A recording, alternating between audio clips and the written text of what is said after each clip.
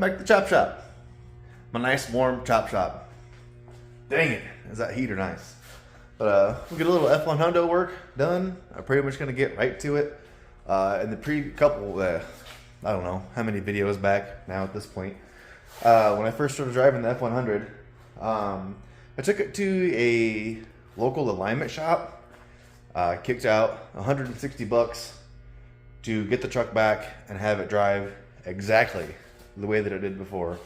Long story short, I ended up going to get my money back because they wanted me to give them another shot. But after I got the truck home and finally had time to check it out, I crawled underneath of it, and literally every single one of the nuts on my steering components, like the tie rod ends and such, were finger loose. Like, the only reason they didn't come off is because there was cotter pins in there.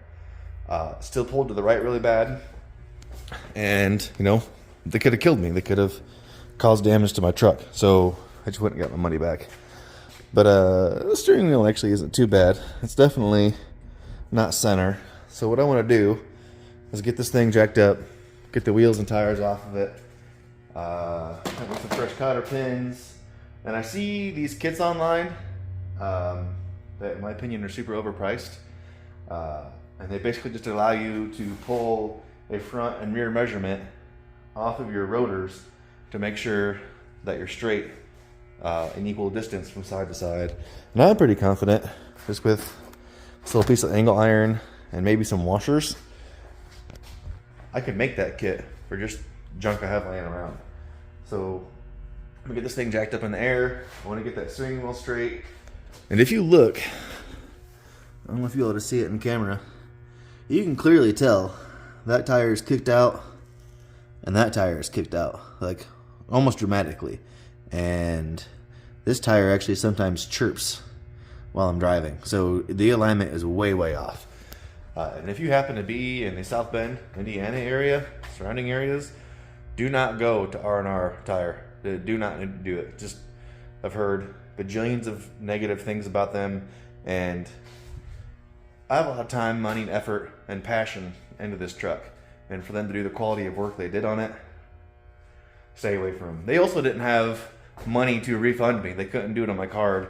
They didn't have any money in the register. The manager, and you know, kudos to him, real stand-up guy, actually paid me back out of his own wallet. So kind of a sketchy business, in my opinion. But not being negative, let's get to work. Alright, so here we go.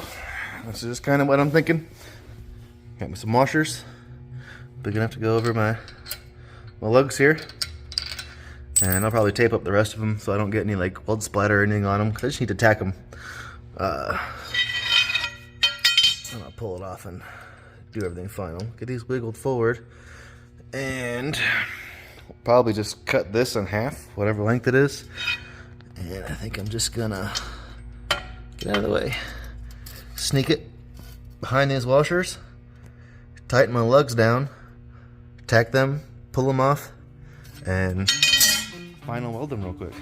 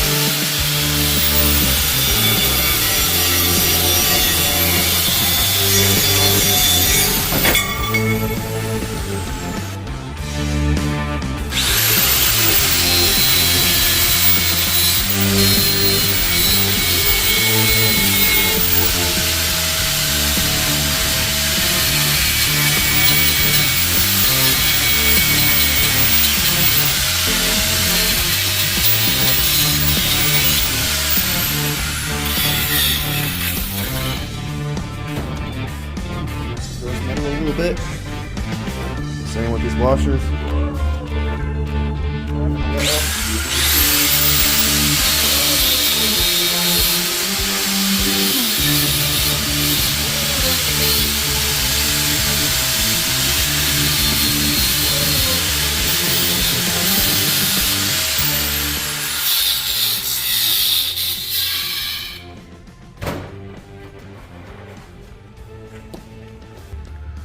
Alright fellers, this is pretty much just what I'm thinking. Said I cut that piece of angle iron in half, gave myself a center mark, and I just got those washers holding this in place. I'm gonna tack it, pull it off, and burn it on there a little more good.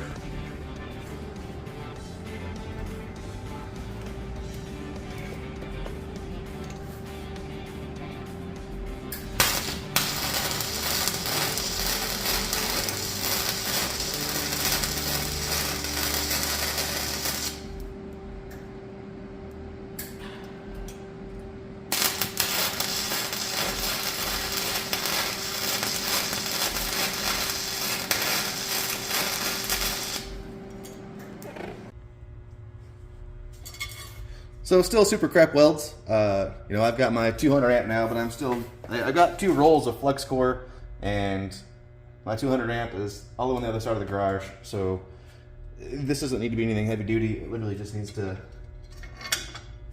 do that. So need to make this happen one more time for the other side, and then we can disconnect some stuff and pull some measurements. All right, so I got both my makeshift brackets done.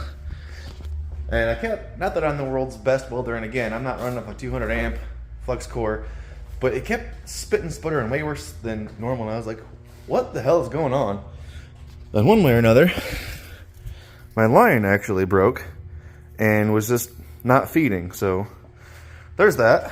Things went way more smooth once I got that taken care of.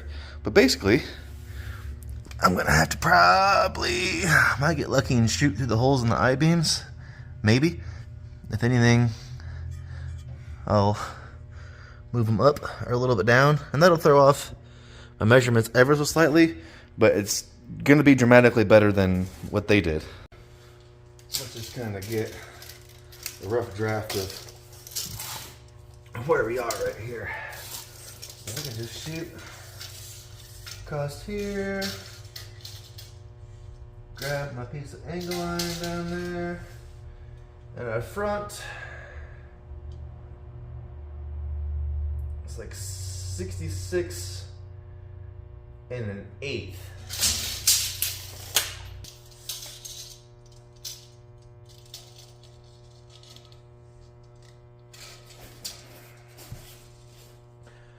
So the front's 66 1/8, and the rear is 55 7/8. So what is it, like a ½ inch off?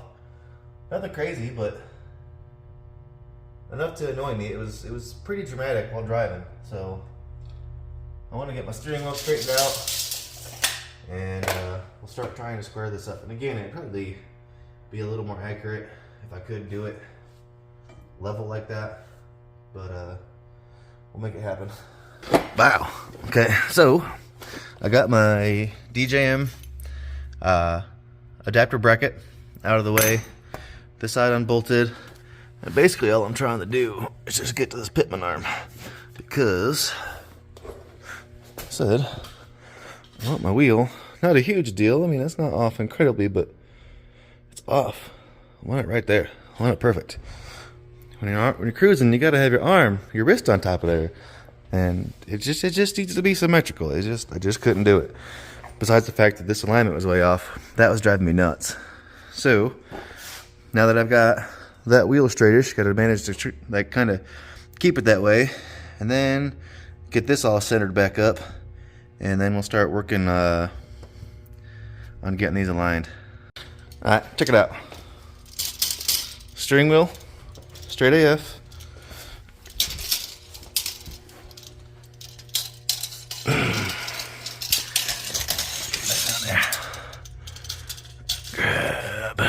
Other side.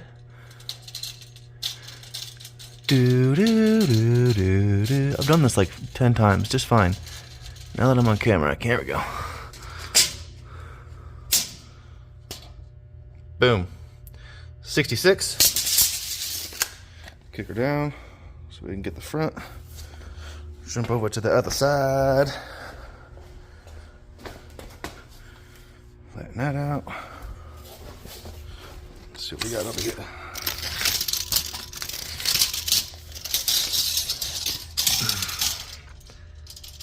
Grab that guy. Dang it. I need more hands. Got it. 66. Why is it that a trained technician with a multi-$1,000 tool, I mean, how much are those laser machines? Couldn't do that. But I did that with scrap in my garage in like half an hour. He had my truck for like an hour and gave my truck back to me in worse condition than it was. But I got to tighten everything yet. And basically, in a way that I adjust, if you're unfamiliar with these, is right here.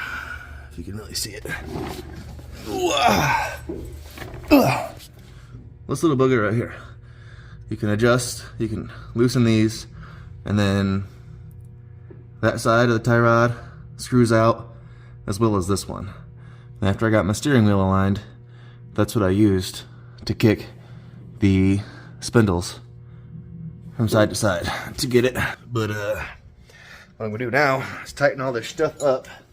And I think while I got the truck in the air, I'm gonna mess around with that shifter linkage because it kicks itself out of reverse and second on decel. So there's a bunch of adjustability in that. Be back in a minute. Alright, so on to our next project here.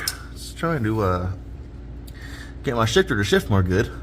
It goes into all the gears, but like I said, it kicks itself out of reverse real bad, and on decel it kicks itself out of second.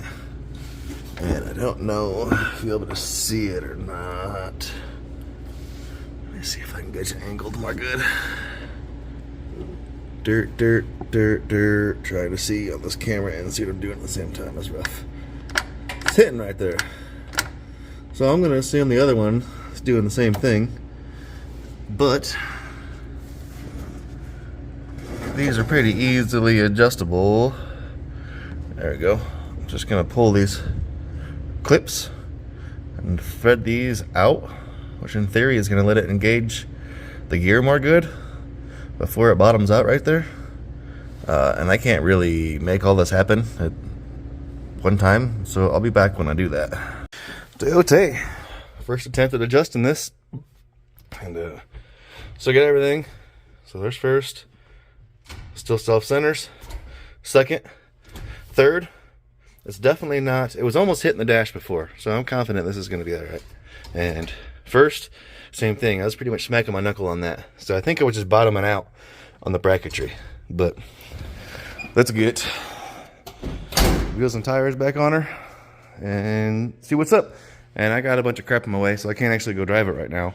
But like legit, I couldn't drive it back like a couple feet without it kicking itself out of gear. So we can definitely test reverse.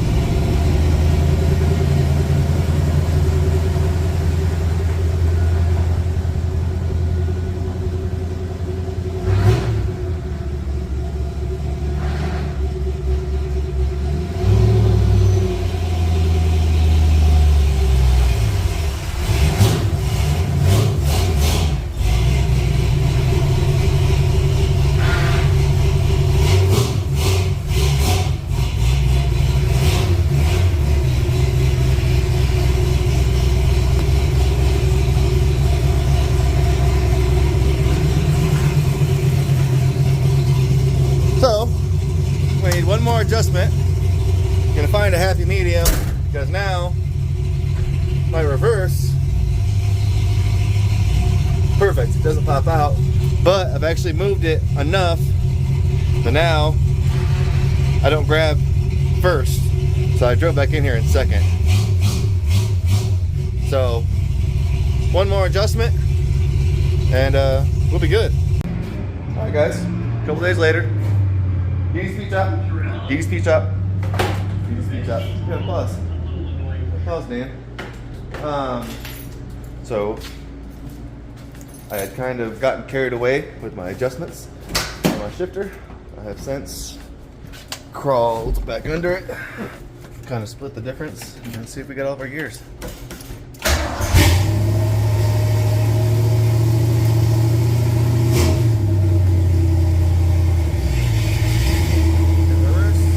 Maybe shut the door before I hit the wife's truck. Oh yeah, that's all the gears. Hurst is in there good. Hurst is happy.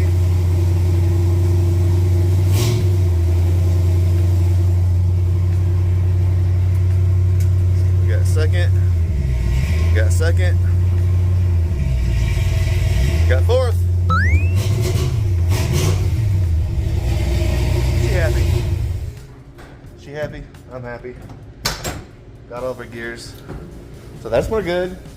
That's more good. Alright, guys. I'm unfortunately going to have to wrap this episode up. My intentions were to take her out, rip some donuts in the snow or something, have some fun with it. Hopefully the roads would be decent enough to see if it's actually driving better. But I live in Michigan, and it's just been hammering us. Snow. Hi, wife.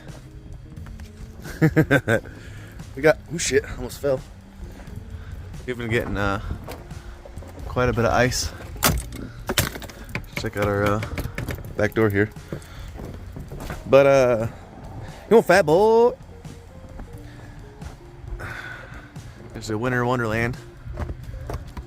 But just not prime safe driving conditions. And like I said, I was just gonna go rip some donuts. Not that I'm necessarily trying to be that safe, but you know, what's the point on doing an alignment, taking it out to drive, see if it drives better if the roads are completely covered in snow and ice. And plus, I don't really want to wreck my truck. I did find a place that I was going to rip a couple donuts, but again, I'm just not willing to risk it. It's like 20 degrees out. It's just super crap. So I'm going to wrap the video up. And the next one, I told you I had this MSD box. I actually took the time to clean it up real nice. Just sprayed it down with some cleaner and hit it with some 180 grit. Got it all cleaned up and pretty again. I do believe I'm still rocking Autolite spark plugs in here, just some cheapies that I broke the candling with. So I got some nice Excel wires, got my super stock coil. I'm gonna put the MSD 6A in there. So I'm gonna go ahead and throw some better plugs in it too. I got a bunch of other stuff I'm gonna do, but could be about it, guys. I'm gonna try to make this mess of a garage a little more cleanly because I'm already annoyed. But thanks for tuning in. Much love, and I'm out of here.